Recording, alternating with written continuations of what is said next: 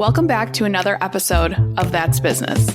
Today's guest, Amanda Sweet, is a newer friend of mine and someone who just oozes confidence and oozes just like good people.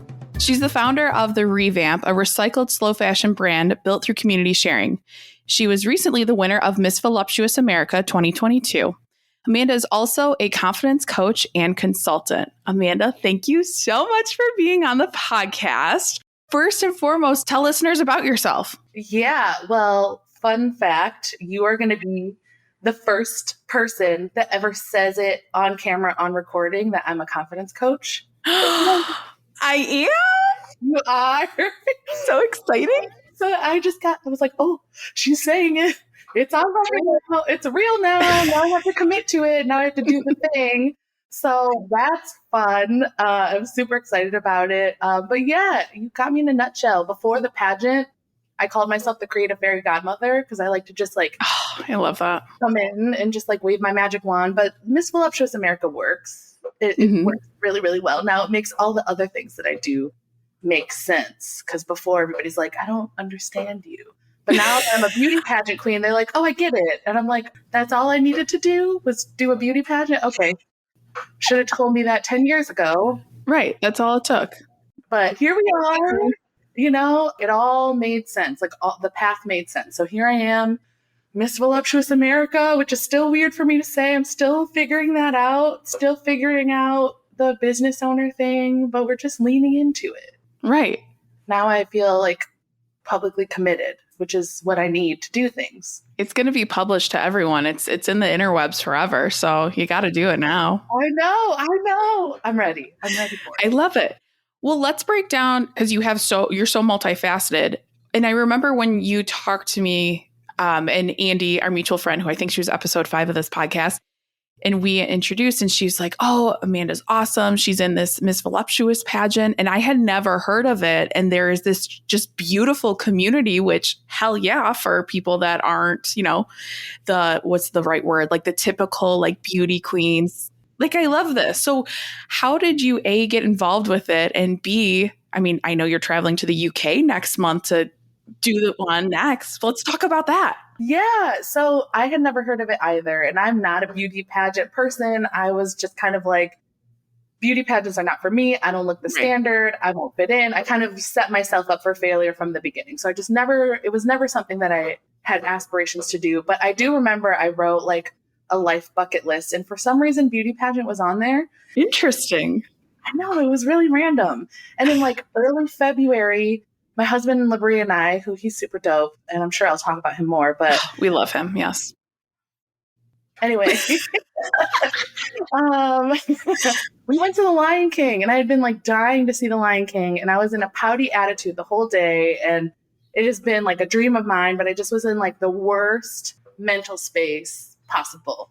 And I remember we went to a bar after and I was like, you know what I dream? And he was like, what? I was like, I want to be a full-time entertainer and a full-time model. And he was like, okay, I know this. And I was like, but I've never said it out loud. And he was like, I haven't said it out loud though. He was like, but we know this, if you want to do it, just go do it.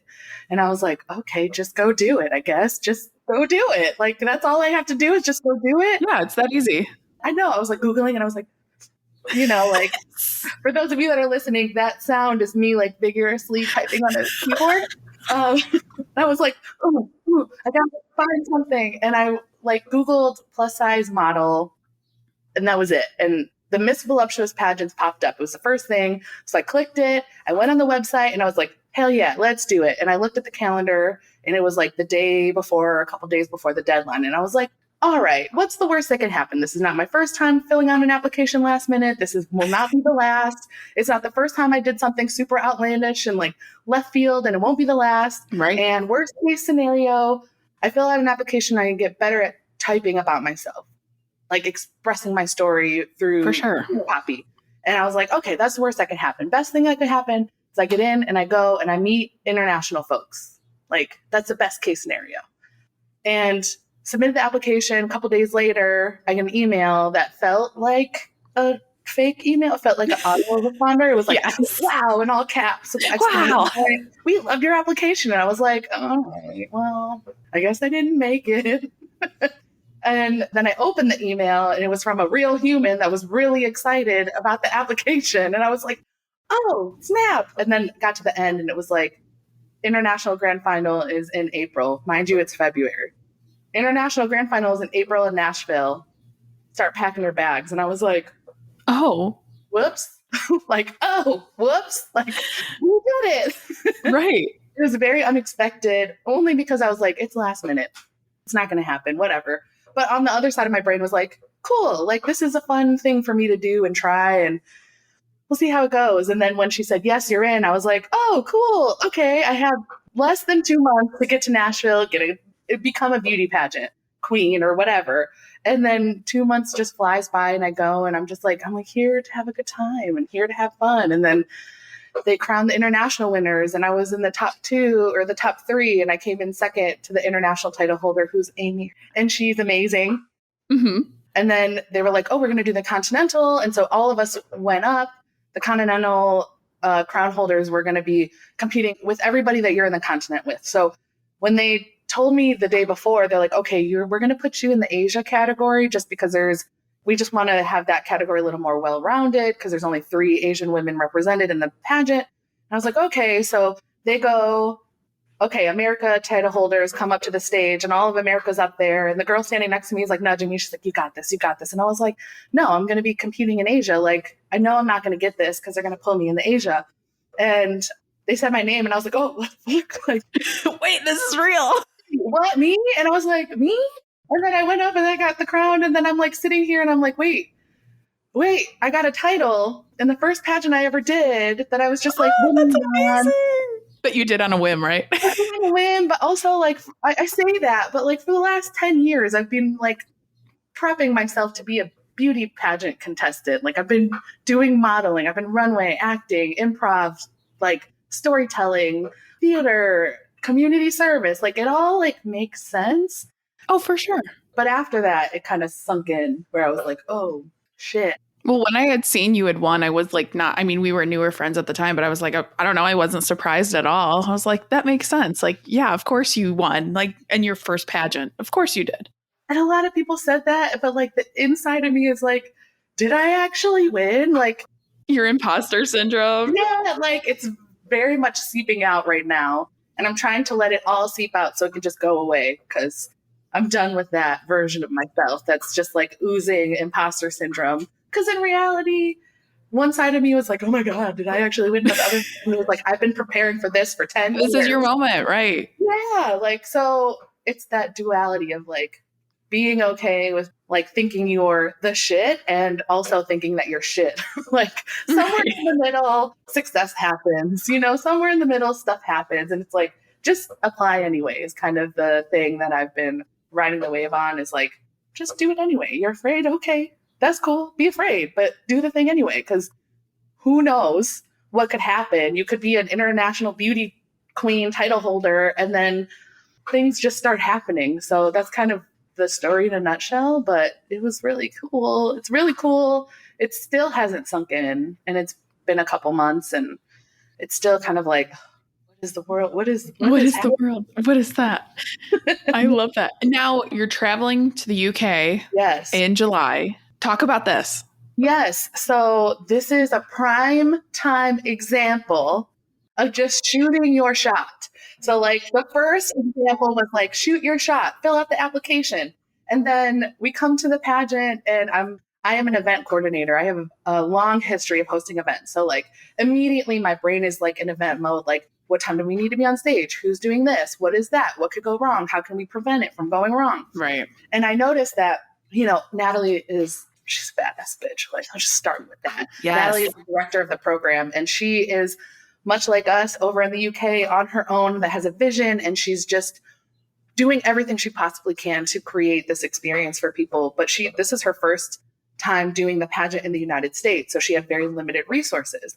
And I'm just like looking and I'm watching and I'm seeing what I can do to fix it for the next one. And, she's like, yeah, we're doing the UK pageant in July. And I'm like, do you need an MC? I just shoved my whole foot in it. And I was like, do you need a DJ?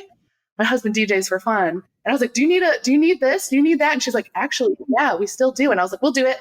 We'll do it. We'll do it.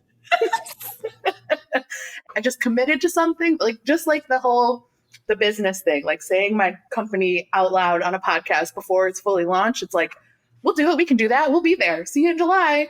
And you're just going. We're just going to go. We're just going to do it. And, you know, it's like, just shove your entire foot. And if the door's open and you see it closing, just shove your foot in it. And the worst thing is no, but that just opened how many more new opportunities for you are going to come out of that. Like, that's crazy. And the way I'm thinking about it is like, worst case scenario, we could go to Europe. Right. Maybe, you know, God forbid that I do an awful job, but like I put my foot in my mouth for something that I'm used to doing. So it's like, this is something I already do. I know I'm going to do well because I've been prepping for it for forever. Like, I'm just going to say it and see what happens next. Like, right. Exactly. I love this. And part of that has really stuck with me in one of the conversations we had is, and I think you had started the conversation on TikTok. I saw it, brought it up, I think, when I saw you, but you weren't always this confident person. And it's so difficult. And because I related to your story too, of just, you know, you grow up with all these twiggy people in all fashion magazines, and this is how you should look like. And I'm someone that I have never been. I've always had curves. I've always been this person. And it was hard growing up of being with friends who are that way and all of that. But part of your story really resonated with me of just like, you know, it's, you have these thoughts, you go through depression and everything like that. So if you feel comfortable, I would love to hear like what that journey was like for you getting to how you are this like oodles of confidence person today. oh yeah, I will tell any part of my story because I just feel like so much of it is relatable because we all have been there. We've all been programmed as women, especially plus size women, to hate ourselves and to consume more content, products, programs, and people that will allow us to spend money to hate ourselves less. So I feel like it's kind of this larger capitalist thing, but I won't go there. But, you know, I was raised to like hate my body. Like the moment, you know, it's just kind of not by my parents or anything like that, but just like in the media. Right. Like, I just remember being so young. And on top of being like a little on the chunky side, I also had bifocals, like really aggressive bifocals, because I had a very bad lazy eye. I had braces because my teeth like grew in like real cockeyed and like all over the place. So I had these aggressive bifocals, like braces at like the first kid to have braces in the school. And this is something I don't really talk about too often, but my husband keeps telling me I need to share this part. So I'm also epileptic. So like I have this like quiet, Oh, I didn't know this. unseen disability. So like, okay, like I'm going to the doctors 3 times a month, once for my brain scans, once for my glasses, once for my braces. And then I'm coming back to school and feeling a mess, like, you know, and just like knowing that there's something wrong with me. Like the reason I'm getting pulled out of school is because there's something wrong with me that someone needs to fix. And it's like every other week. And it's from the time I'm like, because I started wearing glasses when I was like 3, 4. So like the time you're like a toddler through high school. So I'm like, this whole life experience has been like, my mom would say it all the time. And she meant this in the most loving way. But she's like, you're my problem child. You're my problem child. You know, she would say it like as like a term of endearment, but like also like, I was like, yeah, I am the problem child. Like I'm always the one that needs to be called out. I'm always the one that's, you know, and kind of just internalize this idea of myself that like I was not only a burden, but like I was troublesome and I was causing stress on my family or causing stress on myself or whatever the case may be. And then when I got old enough to like start understanding that and the hormones start kicking in and you're like 11, 12, you know, my grandfather, who I was the most close with, my Zadie, he passed away. And I remember I was getting really angsty. That was my first like family death that I had ever experienced. And I probably was right before my bat mitzvah. So he was helping me with my bat mitzvah training and I had an attitude and I screamed at him for the first time. And then he passed away that weekend. And my bat mitzvah was like a month or so away. And I just like spiraled. I was like, I learned about, I hate to say this, but like at that age, my favorite movie was 13. I don't know if you've ever seen that movie. 13. I feel like I have. Okay, I can't think of it, but Awful movie. It is the like epitome 2000s, like self-hatred. It was like these 13-year-old girls are like acting out, trying out drugs, getting in trouble, like rebelling, wearing like scandalous clothing, hooking up with guys, like, and me and my friends like idolized this movie. We like loved these girls. So I just started acting out that movie and thinking like that was like who I was. So I started, trigger warning, I started self-harming like really aggressively. I started like doing drugs and getting curious about boys. And like just after my Zadie died, it was like this shift where I was like, fuck this. right. I don't give a shit about anybody. I don't give a shit about myself. I'm just going to do whatever feels right, which was all bad. It was all bad. And at like 13, I was on drug and alcohol probation and, you know, just peeing in a cup once a week with all these adult alcoholics and adult narcotic addicts and like doing community service. And it's crazy, but like that is where I learned that I enjoy doing community service. Oh, interesting. I had to do it. I had to do like so many hours because I was on like full blown adult probation. Like if you get in trouble now and you get on probation, that was the same thing I was doing when I was 13. I was once a week peeing in a cup with a nurse watching me, but my parents had to come. So I was going to AA meetings. I was going to NA meetings. I was doing community service and I was surrounded by people saying like, why the fuck are you here? You're too young to be here. Like, what are Oh. you doing here? You know, all that experience, like going to the hospital consistently, going to the doctors consistently, then being in like this world of people that are telling me that like I shouldn't be there. And then, you know, it's like I'm surrounded by this diverse group of people and seeing this diverse like array of life experience and then also experiencing this diverse array of life experience. And it put magic in me. Like looking back on it now, I'm like, that wasn't like I put myself through some shit and, you know, I put myself there. I know that I grew up in privilege. So like choosing to put myself in trouble and choosing to put myself in these self-hatred relationships. But it continued throughout my teens and early 20s. But the whole time, I feel like the whole time I always knew that I like loved people. And I would pour myself into people constantly. I was constantly giving and literally bleeding myself out for everybody else. So that was always in me. And I feel like every time I was able to do that, it gave me confidence, gave me a little bit more confidence. Like every time I did it, I was kind of on a search for a high to like give to people. Yeah. So I could feel good, you know? Yeah, abusive relationships, a couple of those back to back. I got pregnant. This is very poignant now, but I got pregnant by my abuser.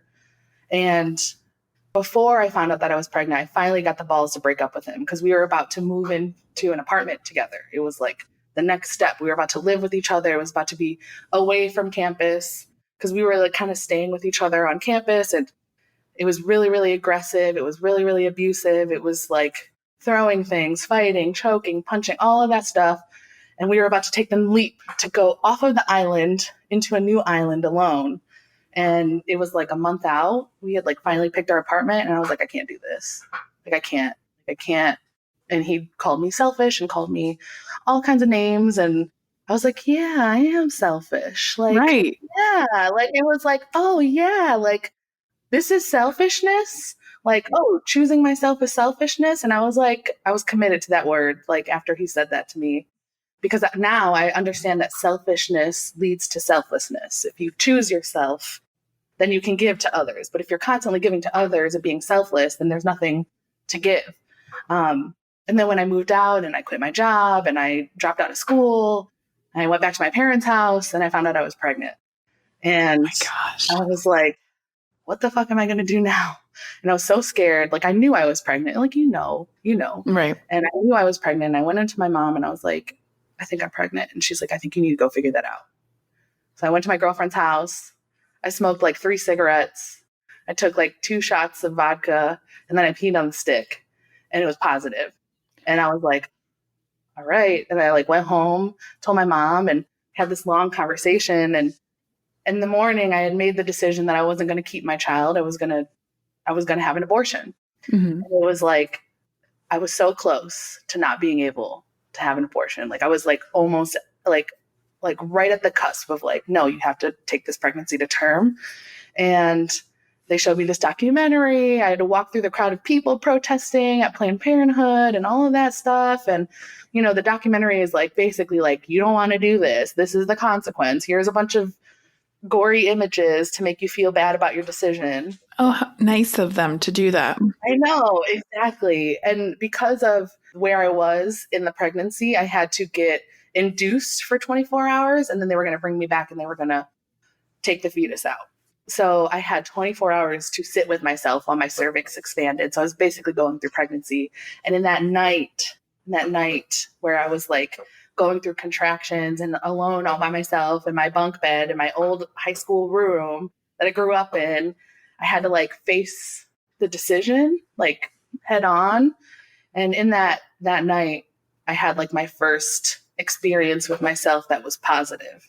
Like the first one that I like remember being like, I'm doing this for you. And if I do this for you and we give up the life of our child for ourselves, I'm speaking in like my brain and my body, right? Then we have to live a life that's valuable. Like I can't kill my future child and continue down this path. Like I have to do something different. Something has to give. Something has to make sense. So that was kind of like the jumping point where I was like, everything I do from here on out is for me. It's going to be selfish as fuck. I'm going to do whatever feels good. And if anybody doesn't like it, they can get the fuck out of my face. Plain and simple. Oh, yes. And I started acting after that. And then the rest of it is kind of history. Well, my present, but just everything changed. My perspective changed on the world that I can choose. I have a choice. My choice has value. And the more I pour into myself, the more I can pour into others. And I can do what I actually love. I know that was a long story. But no, that was... that's the meat and potatoes of like why I'm like so aggressively working on myself. Because I made a commitment to myself and my child's life to choose myself and to do things that make sense for me, regardless of what it makes anybody feel. Right. Well, and that's your decision. I mean, just think of how different and I'm sure you have gone down this road, but how different would your life have been if you decided to not have an abortion or you were tied to that abusive, horrible human forever? Yeah, that was the reason. I was like, if I have my baby, myself and my baby are going to have to live with my abuser for the rest of my life, for the rest of their life. Right. And this is the life that we're going to live. Like, I already hate myself. Like, I knew this. I was like, I already hate myself. I'm going to be an awful mother. We're going to have an awful life experience. Like, this is going to suck. And I was like, I don't want to do this. Like, I don't want to do it, Right. And that was like one of the deciding factors. But on the other side, it's like, I just wasn't in the right space to have a baby. And it's just crazy that like all of this is happening right now in America and all of this stupid shit that's happening. But like, literally, if I wouldn't have had an abortion, like, who knows what would have happened next? Like, I might have, unalived myself. I might have neglected my child. I might have done something awful or terrible, like I just would have gone down the negative path. It was a crossroads. Right. It's like, choose, like, do this self-hatred thing for the rest of your life that we've done for 20 something years already, or what's the other option? Like anything else. And good for you for doing that. You're so young to make that decision too. Like, wise beyond your years. I had the support of my family. Like I really feel privileged that I got to have an abortion at all, without the fear of being like punished. Right. From the government. And then two, that like I had supportive parents that were like, whatever decision you make will be here for you. Whatever decision you make is going to be the right one. Kind of like, so I was very, very lucky in that situation where it's like, my parents were like, we're here for you, whatever you decide. And you don't have to live with him for the rest of your life. You can be a single mom. People do it all the time, and you don't have to commit to him. But I was just like, I'm not equipped for this right now at all. Like I can't. But it was that decision, that act of choosing myself and trusting my intuition and trusting my gut that built confidence. So it's like, okay, yes, I chose me. That worked out well. Now I'm completely severed from this person. What's the next thing that I can do that's fun and makes me feel good? Do an acting class. okay, that choice built confidence, even though my parents were like, what the fuck are you doing? Like, you got a school, you just had an abortion, like, you just got out of an abusive relationship, and now you want to be an actress? Like, Yeah. what is wrong with you? Like, do you love pain? Like, I'm like, but I was like, this feels right. And then I started modeling, and I'm like, oh, this feels right too. And it was just like the act of doing what felt good and what felt right built confidence. And so now I'm just like, this feels right. Like, I can make a split-second decision because I've been leaning into trusting myself and trusting my decisions. And I know now that when I listen to myself and do what feels right, the right thing will happen. The vision that I see, like in my third eye, it will happen. So like the second if there's any doubt, hesitation, or like anything in my bones that is like, I don't know, I don't do it. Because I already know what happens if I don't trust myself. That's where insecurity comes from, So that's kind of how I've cultivated confidence and why I ooze it, because I don't do shit. Well, I'm getting better about not doing shit that I don't like, Mm-hmm. I was very much the same way, and very much, I was just having this conversation. Was it it was last night with a group of my girlfriends, and they were talking about like how they were in high school and everything. And I used to be a very timid. I don't want to be noticed. Really? I don't want it's 360 or 180, I guess it would be, but more timid, like, outgoing, but like I was more like the one in the back. I had a lot of friends, but I was never like center of attention. I hated it. I don't want anyone looking at me, no attention on me, anything. Had friends take advantage of me, like you said earlier, of just, I poured my heart and soul into every relationship, and that wasn't reciprocated. And it took actually, funny enough, mine was mentally abusive relationship that changed my way. I was like, I dated multiple people that were horrible. Like, tell me I'm fat. I'm never going anywhere with my life. Like, I'm piss poor excuse for a person, like just horrible things. Right. Translated into a boss that ended up doing the same thing. Yep. And I'm like, okay, we need to break this pattern here. Like, there's something going on. So that's where being that selfish person, and it's so funny you say shoot your shot, because that's what I say on all these podcasts. I'm like, shoot your shot, just do the goddamn thing. Like, just do it.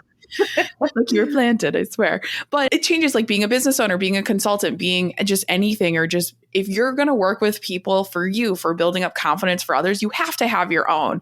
For me, it's like, if I'm going to tell you, make this freaking leap of faith and figure out this consulting business, like, I need to have confidence myself. And I could rant about this forever, as we all know, but it's just something that gets overlooked. And it's just like, trust your gut. I say that with job interviews, with relationships, with anything. If your gut is telling you something's off, then there's a reason for it. And something's off.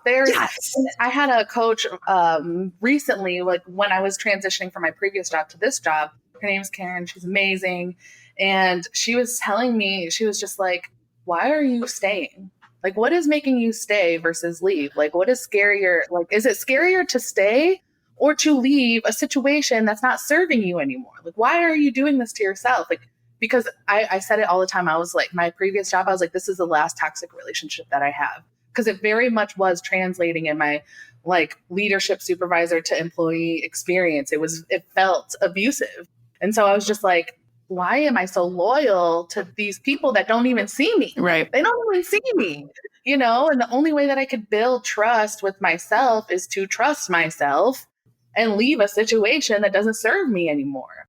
So I'm just super excited that you decided to do that, and that you're stepping in the front of the camera, because you're amazing. And you're just like, you just get it, and you're in touch with yourself, and you're in touch with other people, and you deserve to be in the front. You deserve to get all the attention that you deserve, that you want.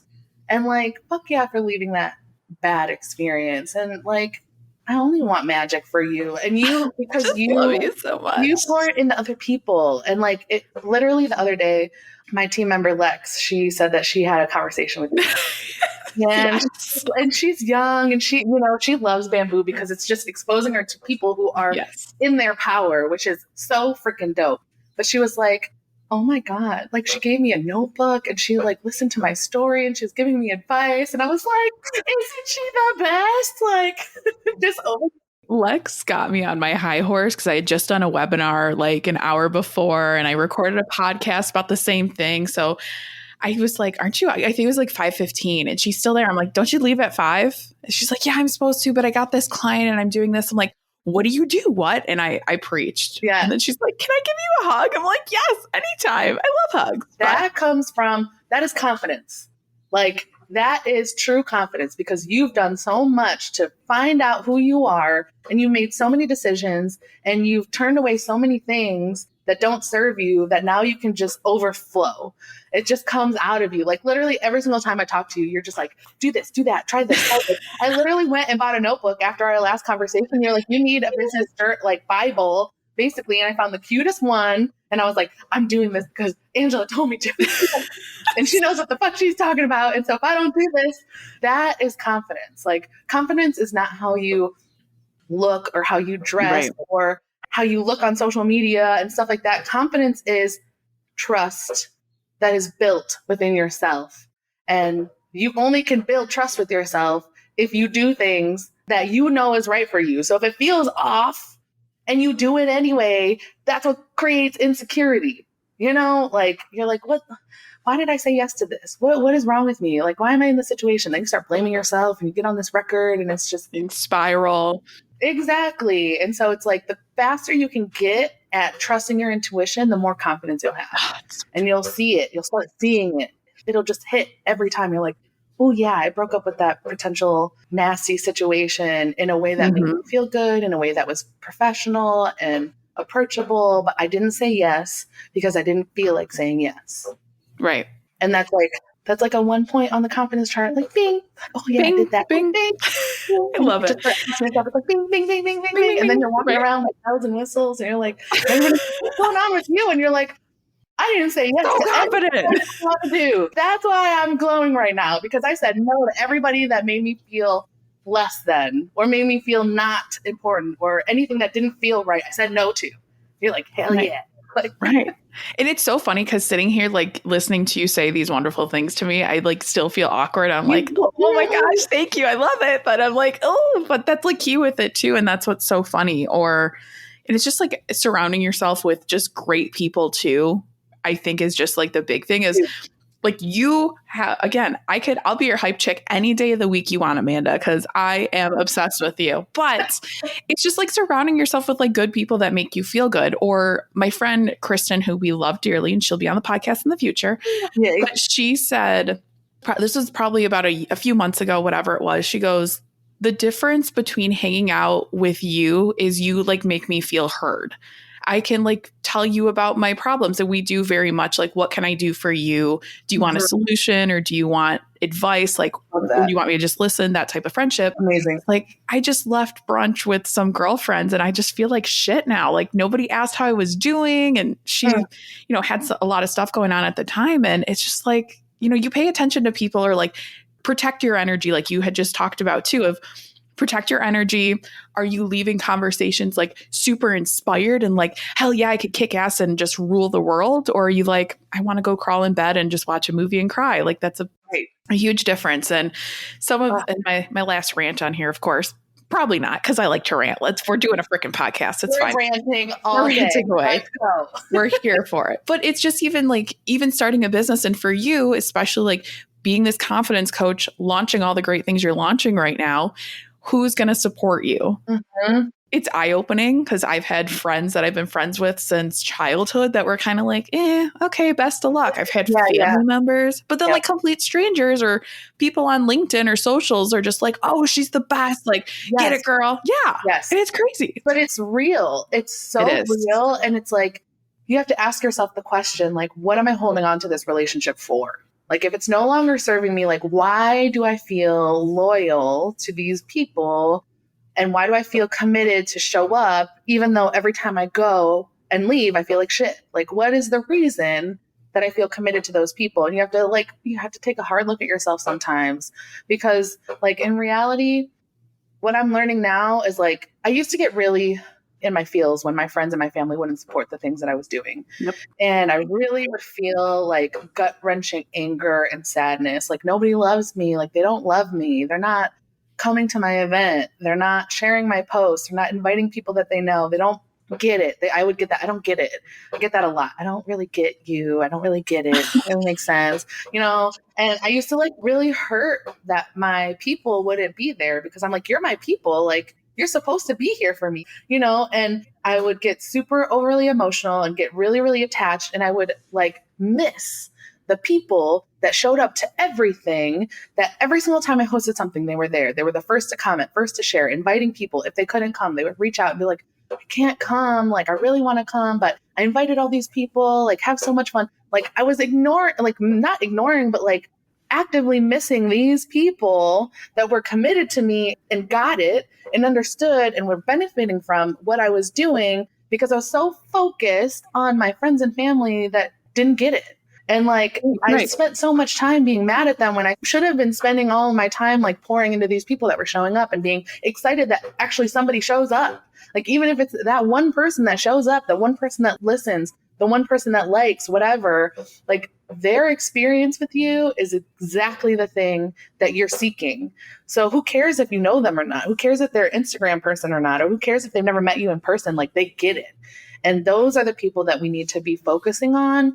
But also, I think one thing that really helped me the most was that I realized that the only relationship that matters in my life at the end of the day is my relationship with myself. Period.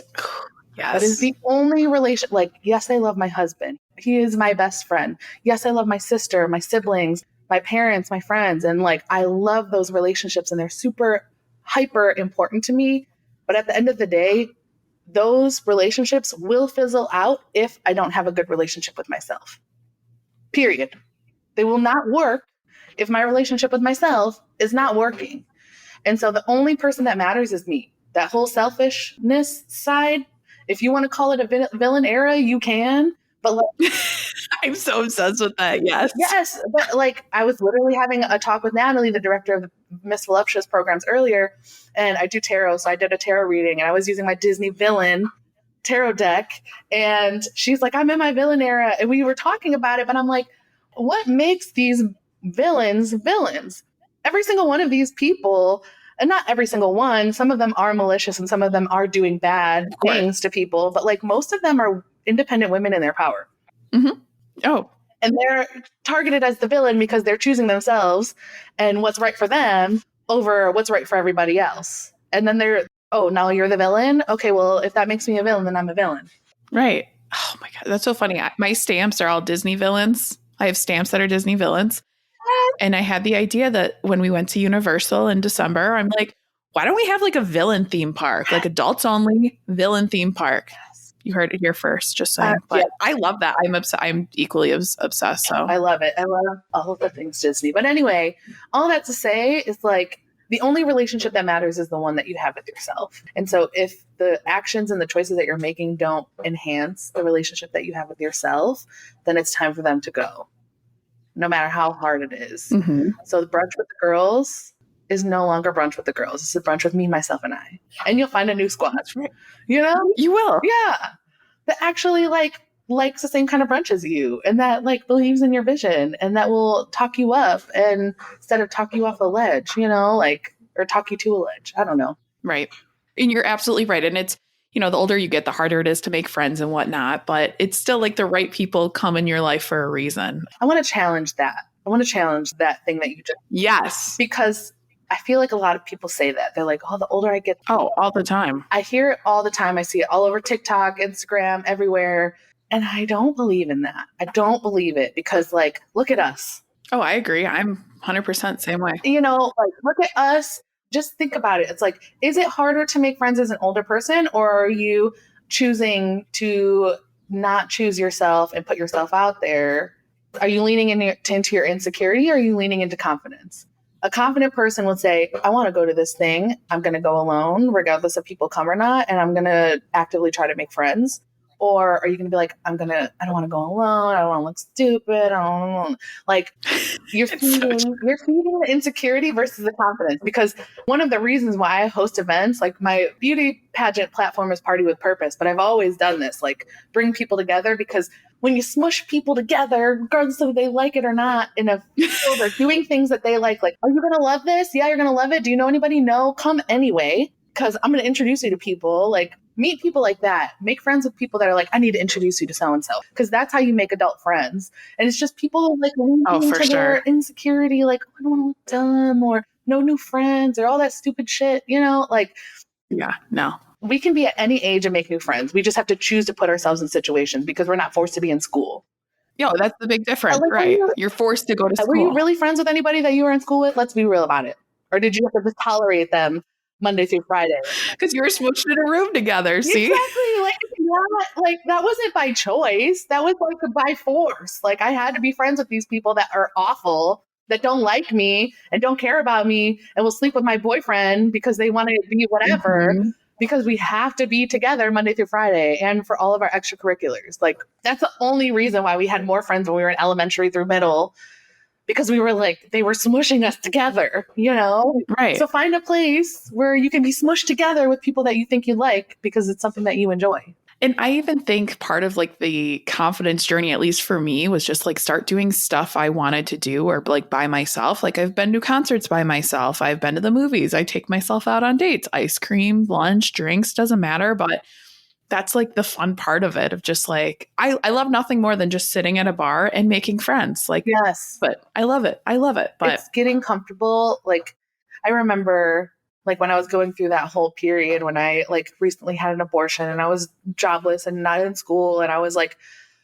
trying to come to terms with loneliness. Like, what is loneliness? Like loneliness is a choice, unfortunately. And as hard as it is to say it, but it is a choice. It is a choice to not put yourself out there and then dealing with the consequences of not putting yourself out there to make friends or to try something new or to try something different.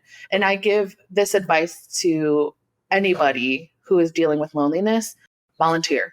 If you're feeling lonely, volunteer for a cause that fuels you, like no matter what it is, because you're going to go out there, you're going to get in the trenches and you're going to be working with people that are doing the same thing. And most people volunteer by themselves. So that's the first way.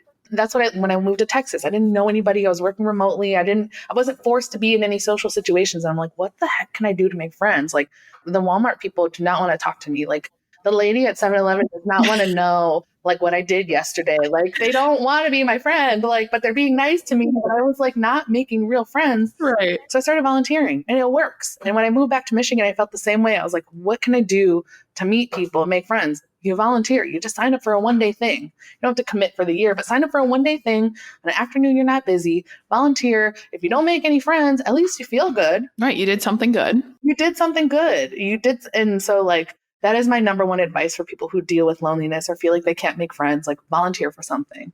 It works. I promise it works. It does. And you're going to find people that I feel like are like-minded like you or have passions on the same causes or just anything. My go-to is just like, if you see someone, like this is how I met Andy, is she had, I think her hair was pink at the time, bright pink hair, lime green shirt on, like very Andy outfit.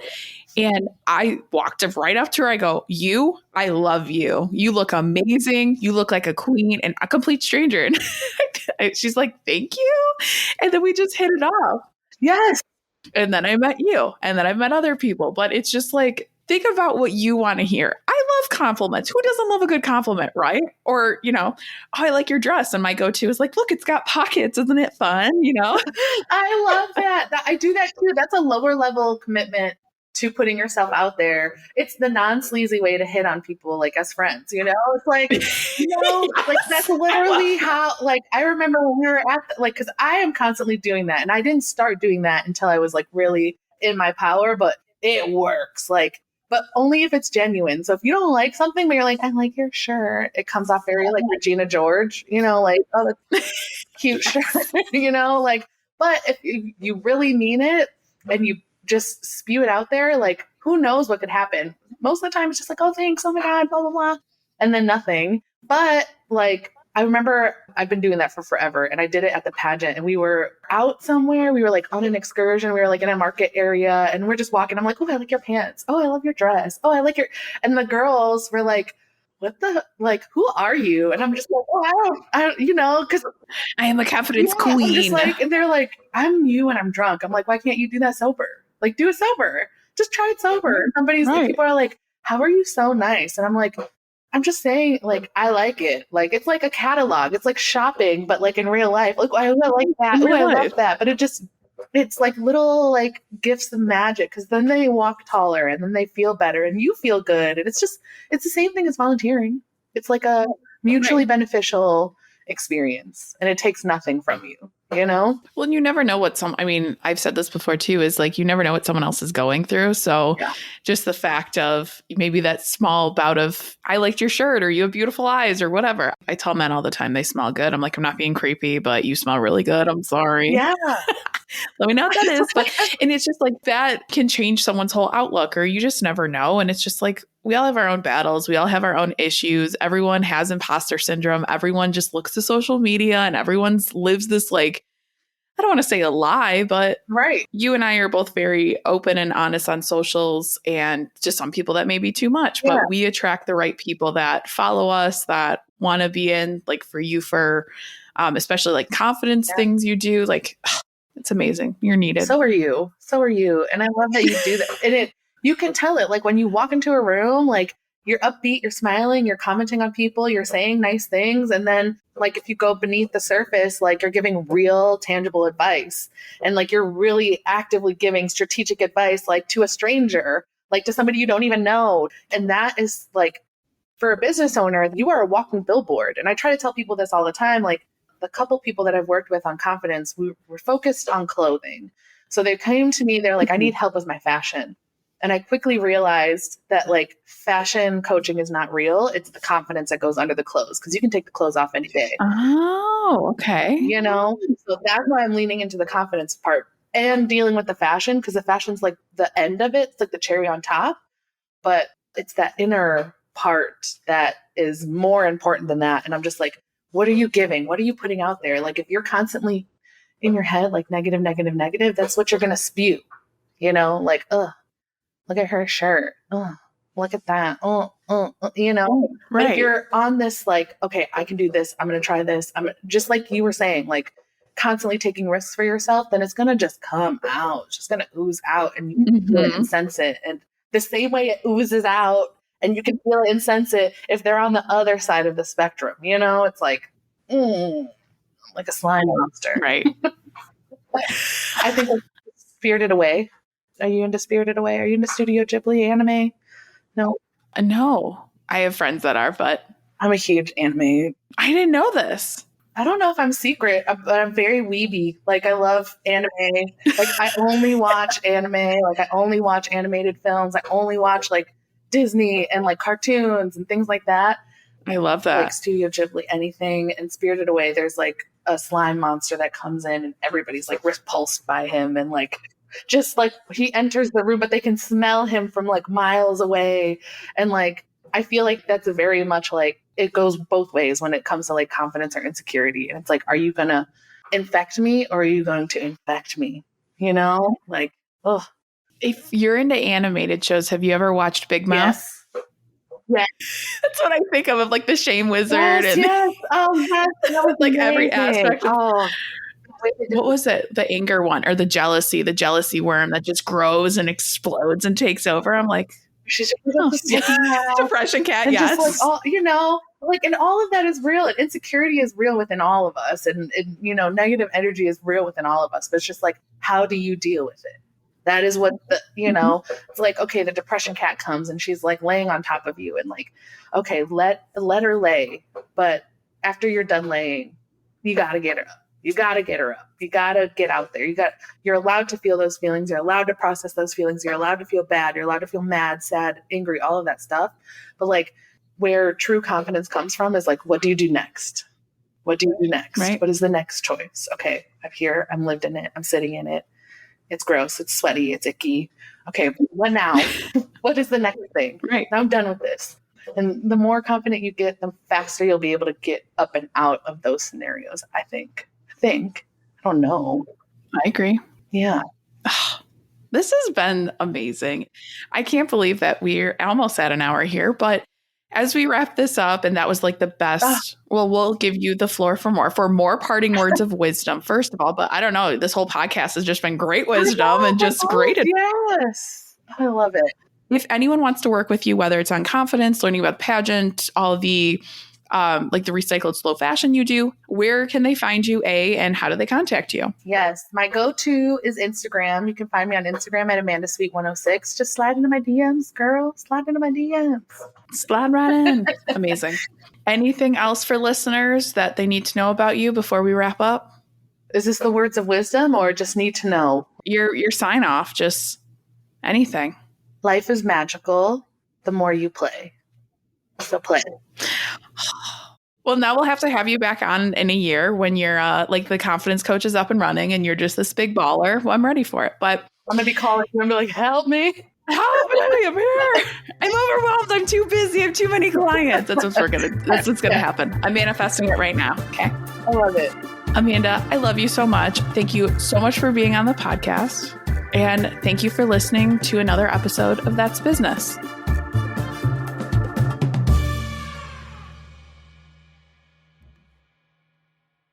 If you're looking for a career change and you're not sure where to start, the Resume Rescue can help. Sure, there's no such thing as the perfect fit for everyone, but here at the Resume Rescue, we're on a mission to find the perfect solution for you.